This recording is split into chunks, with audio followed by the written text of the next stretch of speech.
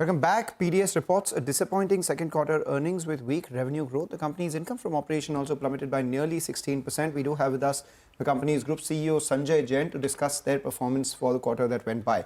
Thanks a lot, Sanjay, for joining in. I mean, we've had a lot of conversations in the past. European demand seems to be faltering a little bit. But, just for these numbers, I wanted your thoughts on what exactly caused this jump in your GMV, but at the same time, your revenue from operations came down. Is that because your take rates have come down? What explains this dichotomy? Can you tell us? Yeah, hi, good afternoon.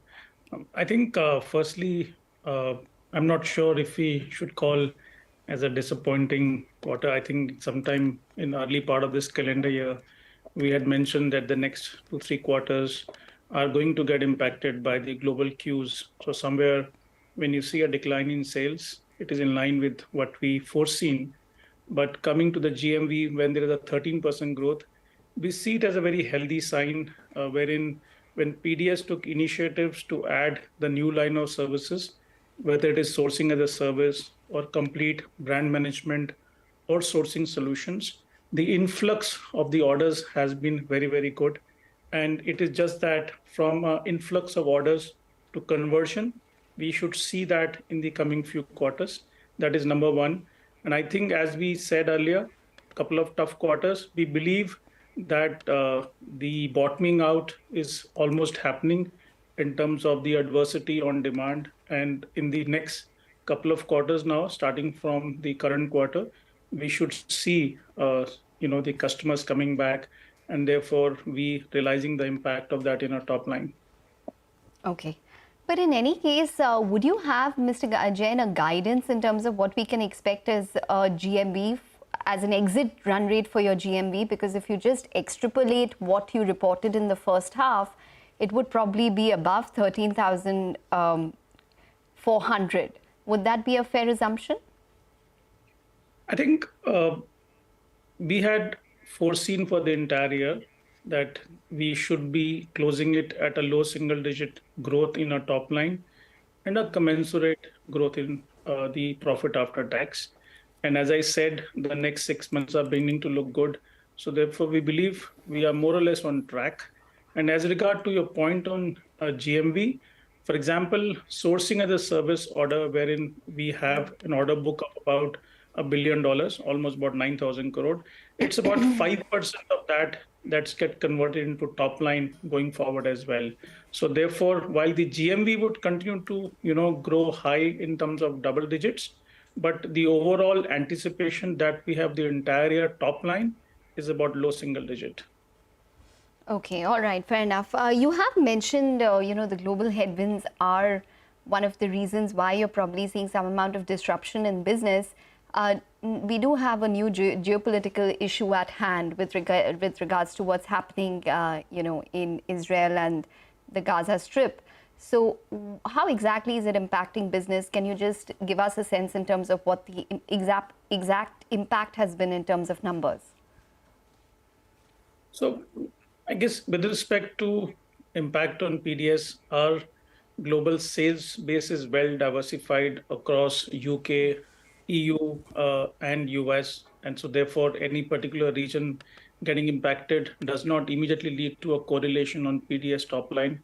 Secondly, we largely cater in the value segment with respect to our main design-led sourcing business, and a value segment tend to get least impacted. So therefore, we believe the adverse factors on the erstwhile geopolitical situation that existed because of the Ukraine and Russia situation, or high inventory or high interest rate. I think this new addition to the geopolitical situation, we don't see in the near term that there is going to be any adverse impact on the recovery that we have started to feel now, starting from this quarter onwards.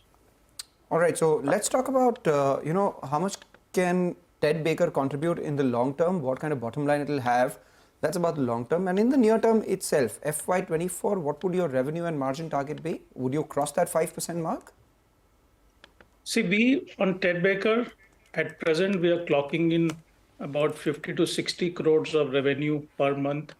Like from the date of we getting it into our fold, it's been almost 4 months that have passed, and we have clocked in 175 crores of revenue and about 10% PBT margin.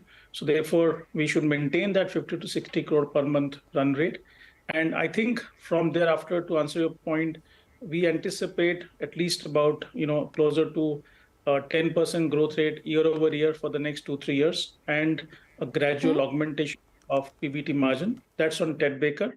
With respect to our own EBITDA margin, when we had said, upwards of 5% or gradually the PAT margin moving in that direction, I think given what has happened in the first 6 months, wherein our normalized PAT, when I say normalized, mean from the core operations, is already crossed 3%, number one. And number two, these value accretive activities like brand management, sourcing as a service, they are increasing their proportion in our total offering. So therefore, to summarize, answer to your question, we believe we are on track in next 2-3 years to gradually see our PAT margin moving in the direction of getting closer to 5%. All right.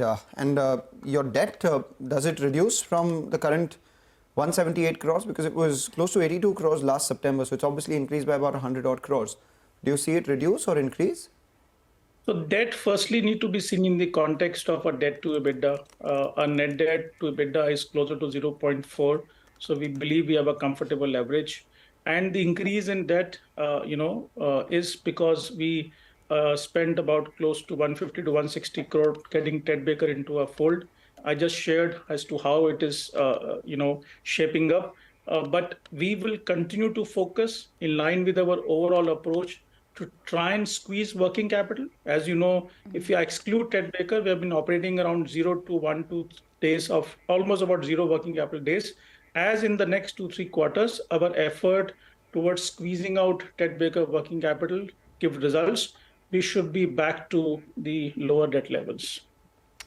Oh, okay. All right, Mr. Jain, we're going to let you go on that note. Thanks very much for joining in and speaking to us. So that's PDS. That stock is in focus. So before